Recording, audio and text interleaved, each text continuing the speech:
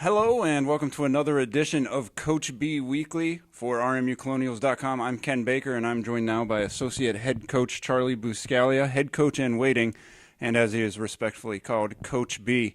Coach B, last time we talked a couple weeks ago, we were headed down south to take on Florida and Georgia Southern. You went 1-1 on the trip. Some good things against Florida, and then you wrap up the trip with a nice win against the Georgia Southern team.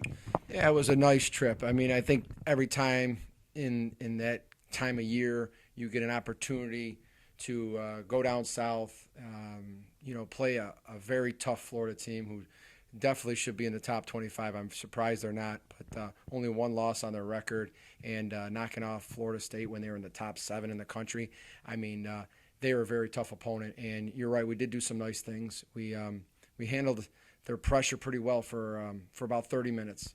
And we got real tired down the stretch, and we didn't hit enough shots to really stay in there against them. And at the half, it was a 5-point game with about a minute to go, and we felt comfortable that we were going to be able to hang in there with these guys. And a missed shot and a 3, and then a turnover, and then a 3 at the buzzer brought it to 11 right as we're going to the locker room. So we lost a lot of the momentum, and we got to do a better job of responding no matter who we're playing against, how great they are. We've got to come out better after, going to the locker room with our heads down. We had to pick them back up coming out. We didn't do that. And so some of the good things we did was learning a little more about ourselves. And now we can't let that happen again if we have a bad stretch going into the halftime. Georgia Southern was a team. They had won 3 in a row going into our game. And we knew that was going to be a tough opponent to play because they were on a high, winning 3 in a row. That was a very loud environment at Georgia Southern with their field trip day. 1,200 elementary school kids in the gym. It was a tough environment to play in. Oh, definitely. We knew that going in that they were going to have that field trip day, and we were sitting on after that a break ahead of us, a long break that we usually don't have that many days for. So we knew it was going to be important to at least play really well. Whether we won or lost the game. If we felt like we went out there and we gave a good effort and we did better at the things that we went over after the Florida game, then we would feel good about it. And, I thought the players, for the most part, really outplayed them for the majority of the game. And in the second half, we didn't get tired and go backwards and kind of hang on.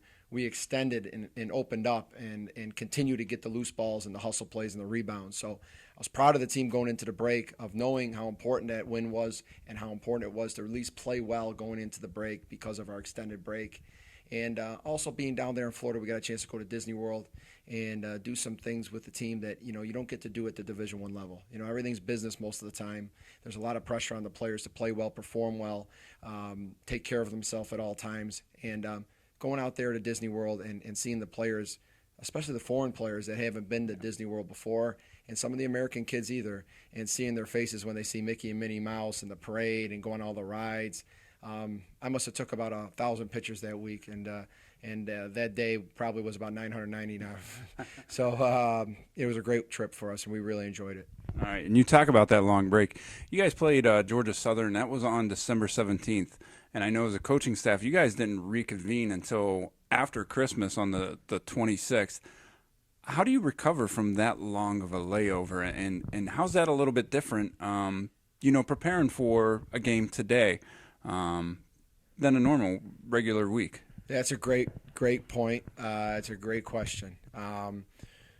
Being off for 8 days as an athlete, as a Division I athlete, is very difficult. So the accountability was on the players that when they went home, some of them went home to their respected countries, which was great to see. Seeing a kid get to go all the way back to Italy or Greece or Spain or wherever, just having that opportunity to go out there and spend a few days with their families when most of the time they never get a chance to do that during the year.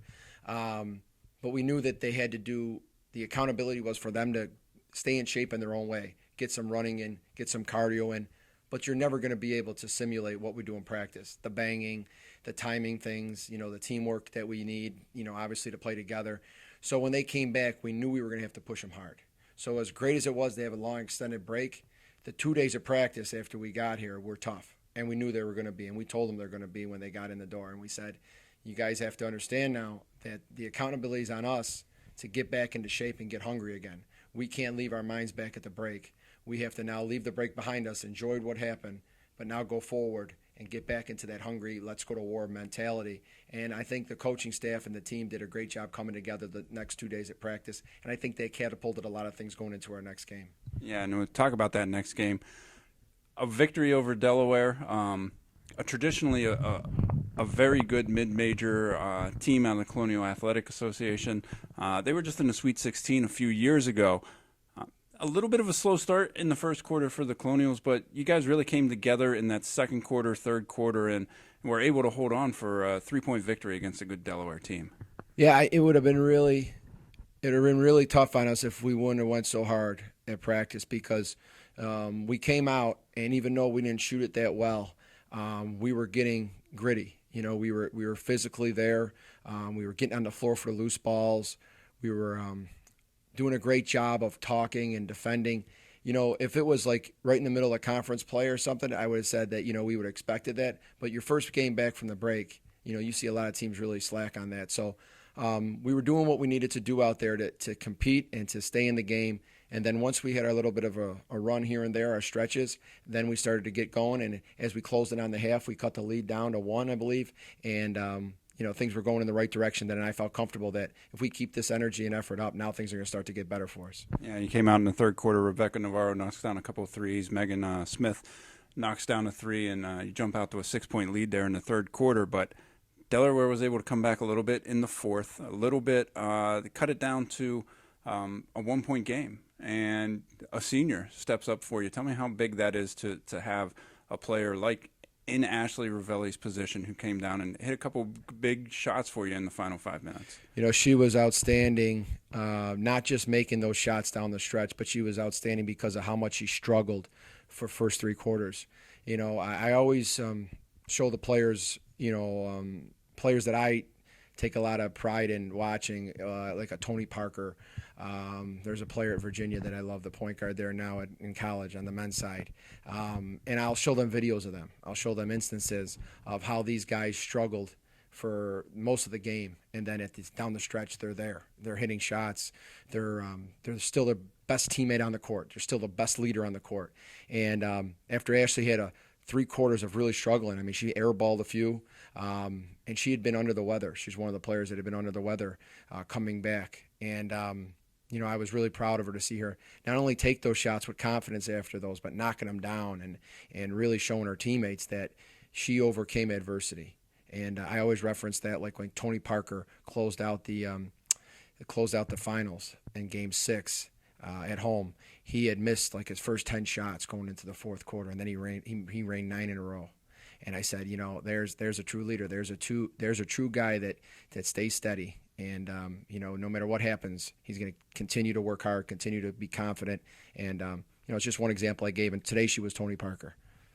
So now you're 6-5 after the non-conference season. Per typical for Robert Moore's schedule, you guys played a lot of tough teams from a lot of tough conferences. But now the focus shifts a little bit. That non-conference play is over, and now you get into games where really every game matters, and it has implications on your postseason. And you start things off this weekend against Sacred Heart on Saturday and Wagner on Monday. How does the preparation change, or how does that non-conference schedule, do you build off of what you've done for the past 2 months as you head into Northeast Conference play? Well, it all matters, how you handle wins and losses and how much you've actually learned from this non-conference experience. No matter if we win or lose a game, we're going to still do what we do. We're still going to break down the film of the game we just played. We're still going to go through the routine of preparing for the next game the same way. The only difference is with the conference is that you're more in a routine. You play on Saturday and you play on Monday. You have that 2 games in 3 days, and you're playing on those 2 days, and the times are going to be pretty consistent throughout the year, Saturday evenings, Saturday afternoons, and Monday evenings. And you really can get yourself in a routine at that point. So that's the difference between conference and non-conference, is that, you have your regiment of what's expected. The days you're going to go hard. The days you're going to go lighter. And, the days that you're not going to be able to do as much as you want, like that Sunday in between. But you get used to it as a routine. The teams a little bit more because we play them obviously twice a year, every year, and sometimes even 3 if you meet them in the playoffs. So The familiarity is really big with these teams. You kind of have an idea of what you're going to do when you scout them a little bit, unless they throw something really different at you see on film. And, you just make sure that you stay in your routine, because now that you have that opportunity to be in one, there's nothing better than a team having a great routine. And there's certainly part of that non-conference schedule as a team is learning your teammates, learning your coaches, learning the system. Now, as a coach, I'm sure you guys are learning as well, learning about your freshmen who have come in and how the new things that you've thrown at them, at your team, how they receive them and how it develops. What have you learned about your squad here in the non-conference season that you really think is going to help you out heading into NEC play? Yeah, there's some things that are exciting, and there's some things that scare me a little bit. A good thing about our team is that we have players that are on the court that have experience. They might not have senior-laden experience, because some teams, like the team we faced last year in the finals, who was very senior-laden, that's a special thing. They have a senior-laden team. But we do have players that played a lot of minutes, and we have juniors and sophomores that play a good role for us. We have seniors at the at the point guard with Ravelli, and players that come off the bench as seniors that come in and no matter what, they've been through it. They've been through championships. They've been through playoffs. They've been through injuries. So they know how to get through the season. So that's what excites me about things right there. The thing sometimes that scares me about a team like we've been so far is, we've had more success this year in non-conference than in the past. And as some people say, oh, that's great. You got to handle it now. And we had some instances this year where we didn't handle success well.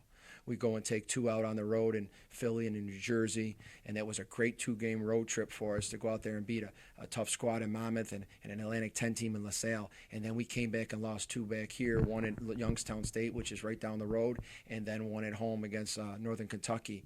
And, that kind of scared me a little bit. And this team's got to prove now that when they have big wins, like a big win like today against Delaware, we got to do a good job of handling success and moving forward the same way, not getting comfortable, not getting light on ourselves, not settling, and staying hungry. So if we can do that, then I would be really confident going forward.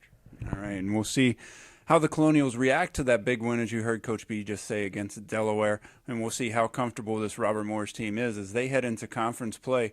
This Saturday, they take on Sacred Heart at 1 o'clock, and they'll take on Wagner as part of a men's and women's basketball doubleheader on Monday. That game scheduled to start at 5 p.m. Coach B, thank you for your time once again, and we'll see you next week with another edition of Coach B Weekly.